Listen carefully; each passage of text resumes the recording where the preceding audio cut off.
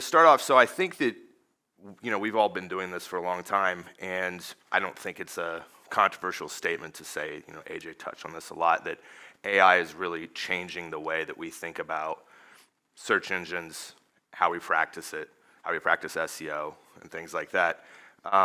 We're seeing a huge shift in the search landscape, and GenAI is at the center of that.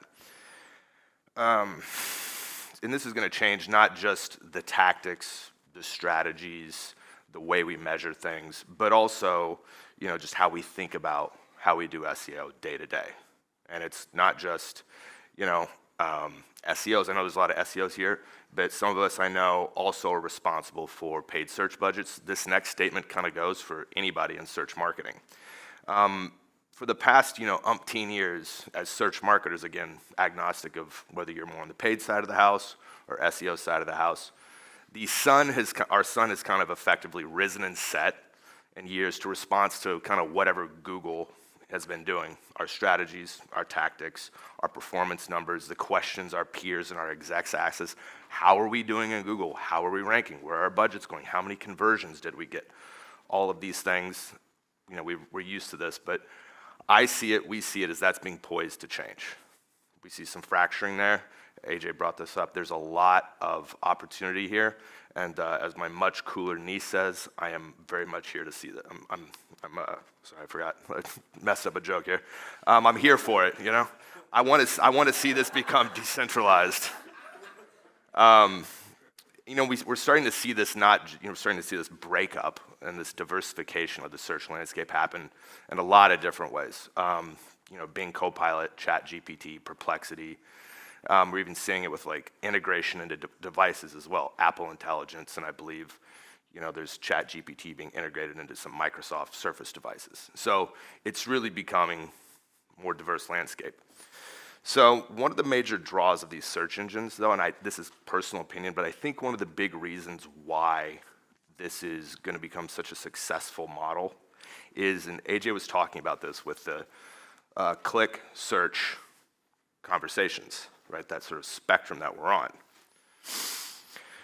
Currently, we're still kind of in this blended area of some 10 blue links, right? And if you think about the way that you search, again, more in the 10 blue links area, in my eyes, you kind of sound like a caveman. It's like this broken English. It's not really a statement. You're just kind of stringing, no matter how long tail the keyword is, it's still this broken, non-conversational, almost like a demand, right? Like, show me this.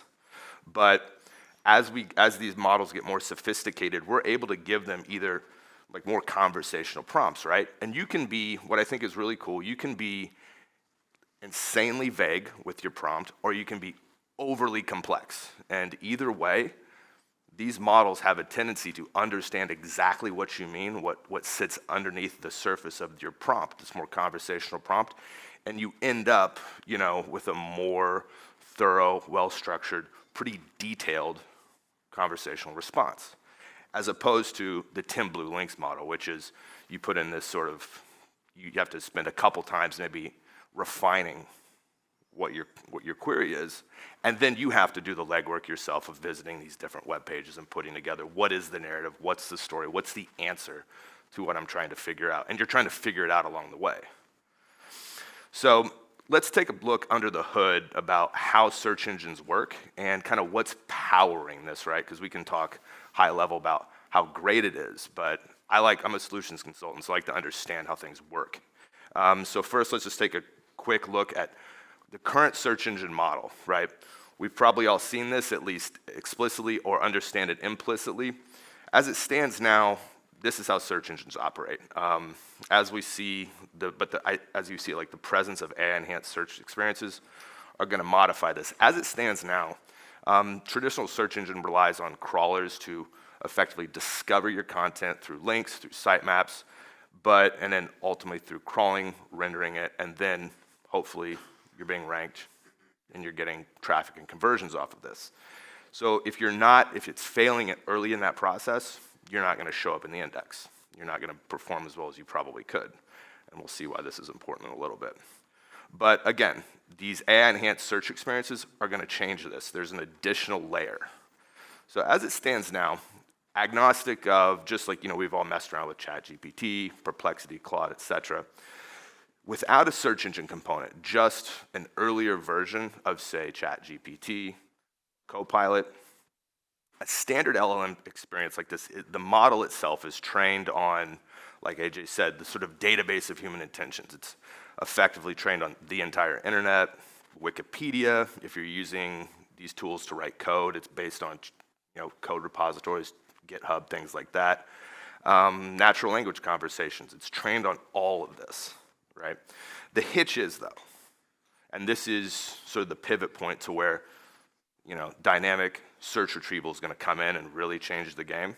The hitch to this is this current model, it's based on data that the training model that these LLMs are based on, it's old, right?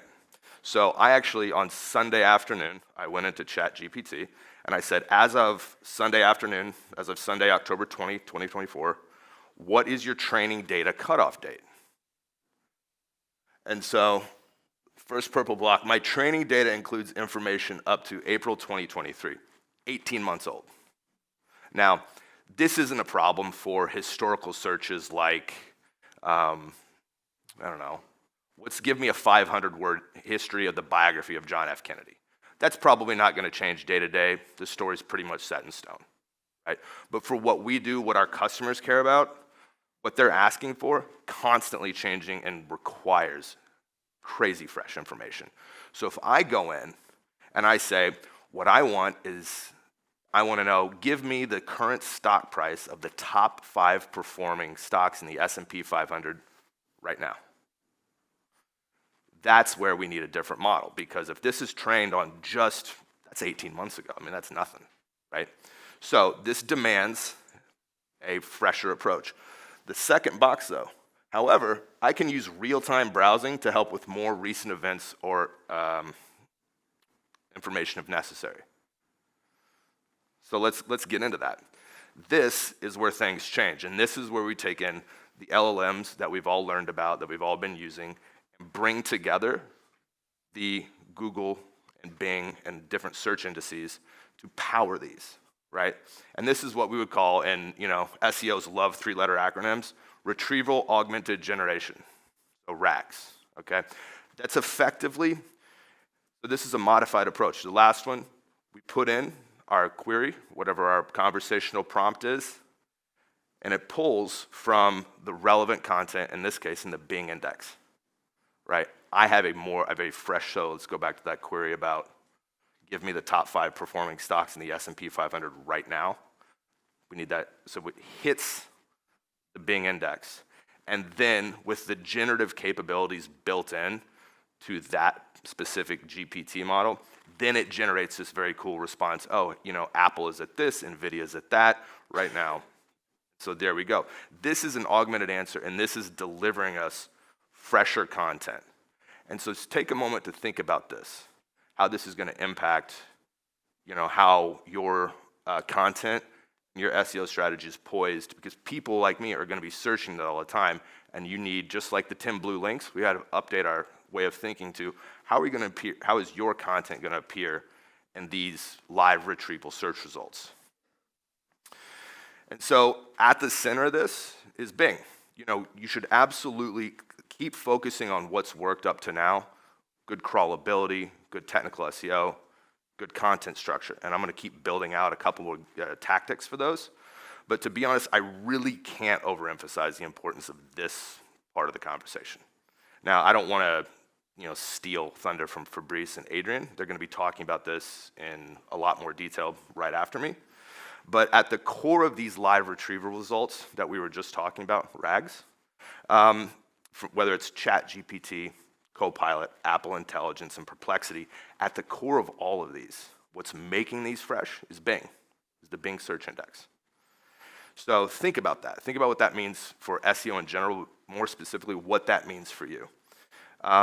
In short, like I said, I don't want to steal anybody's thunder here, but in short, by pushing your freshest, most important content to the Bing API, you're going to be setting yourself up, your site and your content up for inclusion in these AI search results and the citations, meaning like the links that happen on the sidebar there.